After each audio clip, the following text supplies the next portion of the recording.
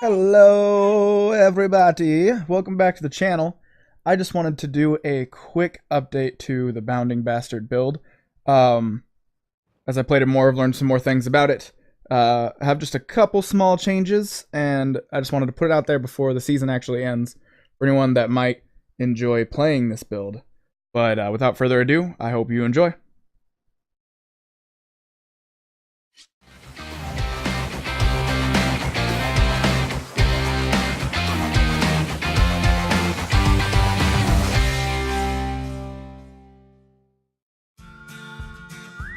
Alright, welcome back. As you can see, we got the Ascension Wings. I mentioned that in my last video, that I was going to make a video about that, and I still plan on doing it. There's just a lot of information. I want to make sure I can make the guide as quick and concise as possible and clear, and so I'm still working on that. Hopefully that'll be out soon, maybe by the end of the week. But this is an update to the Bounding Bastard build, and we'll get straight into it. We'll try and make this simple and sweet. If you want a more detailed guide, we can look at the old build video. But, oh, whoops, that's not right. Alright, so real quick, it's still the same. We do double staffs with Sigil of Energy on each of them. So every time that you swap your weapon, you're getting that 25% of your endurance back, which is basically a dodge every time. The cooldown of the Sigil is 9 seconds, which is how long your swap is. So during combat, you want to be swapping every 9 seconds, but not in the middle of a vault, because I have discovered that will cancel out the vault if you're swapping during it, so be careful of that. But none of the other things have changed. Sigil of Force, or you can run Sigil of Leeching for a little bit extra healing. I think that's the right one, I just want to make sure. Yep, steal some health every 9 seconds also. So, I opt for just a tiny bit more damage.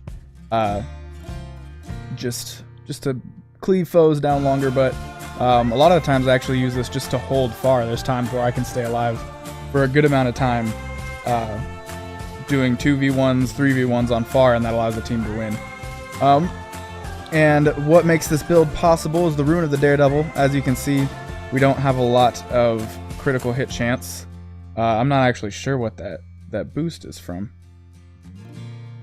Oh, my bad. Sigil of Agility.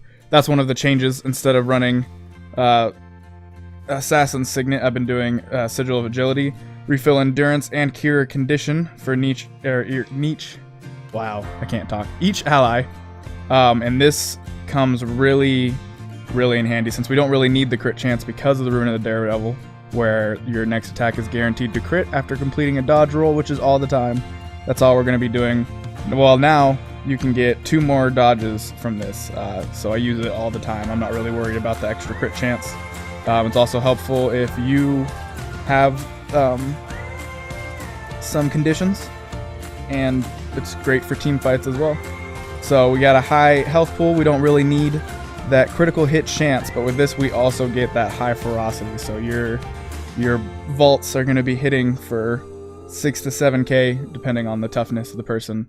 Sometimes a little bit less. But yeah, that's all those components. Not too much. Try and speed this up here. Nothing too much to talk about. This is how we roll. You shouldn't really change too much. Most of the options lie in our last skill tree. This here, if you wanted to go with flanking strikes, you could do that too.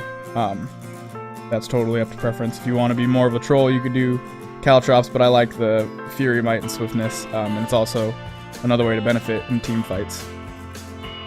But you really shouldn't change too much else of any of this. So Rack, Acrobatics, Trickery, that's how it should stay basically, with this one option change.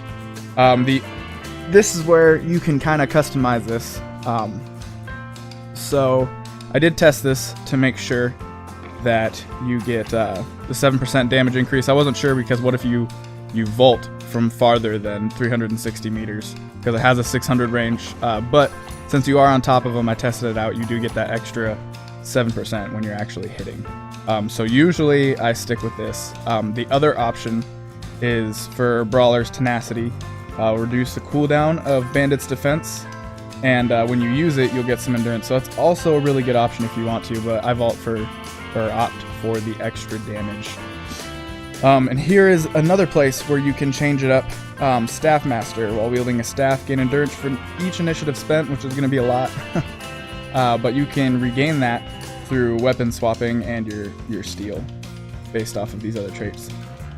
So I will use this sometime, but if I look at the team build before starting, if my enemy team has lots of Condi stuff, like if they have multiple Necromancers stacked on their teams and Mesmers and stuff, you really want to go with this because it will help a lot because you're evading all the time. There's no cooldown on this, so you're just removing conditions constantly. But if you can look at the team build and you can tell there's not going to be a lot of conditions, this is a really good option to do even more damage. It makes a pretty big difference.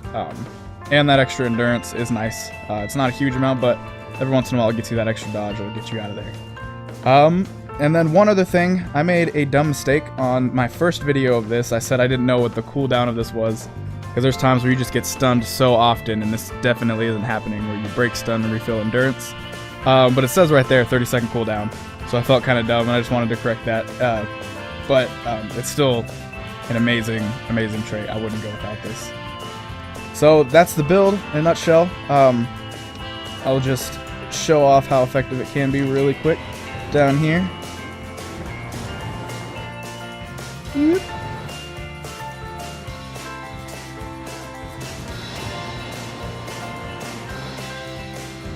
And the other thing, I wasn't sure why sometimes the Rune of the Daredevil wouldn't work and wouldn't give me a crit after dodging. But I discovered since then that you have to be in combat for that to be working. So if you're coming up on a foe, for instance right now, this bastard's holding your point, and you come and sneak up on him, you dodge, and you do your attack, you're not getting that critical. You need to be already in combat. Boom, and you got your critical. That was the issue there. I figured it out. There's no cooldown on it, so every time after you dodge, you'll be getting that critical hit. Boom, and you can see just how, yeah, it hurts. This is the heavy golem. Took him down, what, 3 vaults? 4 vaults? I don't know. But, so, you just constantly dodge and constantly attack. That's it. You're removing conditions while you do this. And so what I will do is generally right after the first attack, let's move over here. Oh, he's being attacked too. No! Alright, we'll do the indestructible golem, even though we're not going to kill him. But then we can do a longer rotation, actually. So, after my very first vault is usually when I will do my weapon swap. Because then you're getting that endurance back, and your cooldown on your weapon swap is happening during that time. So, then I will do 2 more, usually. And you'll get down here, and that's when you can use your Signet of Agility, and then you get more dodges, and then you can steal, and it's just, you can wreck people this way, and people will rage. It can be super annoying for them. Of course, a big dependence in this build is that you hit your vaults, and there are days or times where I'm just not, and it sucks. But anyways, we'll get into it. But before you do your first dodge and vault, you want to get into combat to make sure you get that critical hit. So we'll just whack him once, and then that was lucky, out of a 4% chance. Weapon swap, so we keep going. Signet of Agility, and you can just wreck stuff, just keep going. And then by the time you do this, your weapon swap is back up, but you're out of agility. And in between that, or out of endurance, my bad. In between that, you can use Bandit's Defense if you need to just regenerate a little bit more. Nothing's gonna fuck with you when you're doing that. And that's about it. The only other tips I have is your most useful stills. I'll see if maybe I have some footage of it, but my favorite thing to steal and the trait to use is off of Rangers. You'll get an AoE heal that comes down. Well, your vault is a blast finisher, so if you put that down, you're fighting a ranger, and you can get him within it, and you're just popping your vault inside of that. It's a great way to get tons of burst healing. The second most useful, I would say, let's get away from that dude, he's noisy, is your Necromancers to get fear. I'll use that all the time. If someone's downed and there's a Necromancer around, steal off of them, do the AoE fear, try to resurrect your teammates. I'm pretty sure I do have footage of that, but I may not put it in the video, maybe in another video. And then lastly, the only other thing I really try to steal is from warriors, because even though we don't have a lot of crit, that will still do a small AoE damage of 3 to 6k. It totally depends. If you're super lucky and your 12% hits a lot of crit, then it can do way more. You never know. I've seen it hit 9k with this build before. But the other thing that makes it useful is it reflects projectiles. So if there's a warrior on mid and you got a sniping dragon hunter and a ranger, and you can pop that to get away, it'll reflect the projectiles. And sometimes I use it as a mean of escape when I know we're losing mid bad and try to go far. But anyways, that was the video, and I really hope you enjoyed, and I will see you next time.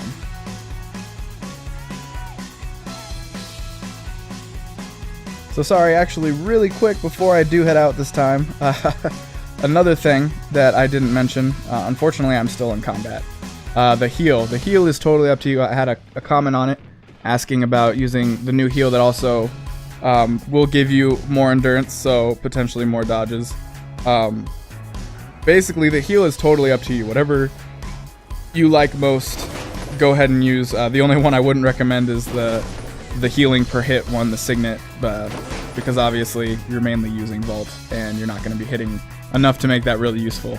But other than that, any of the heals you can use. The reason I choose Withdraw is just because people can't interrupt it. It happens instantly. It's got a short cooldown, and so this is what I've always opted to do, and it's another dodge.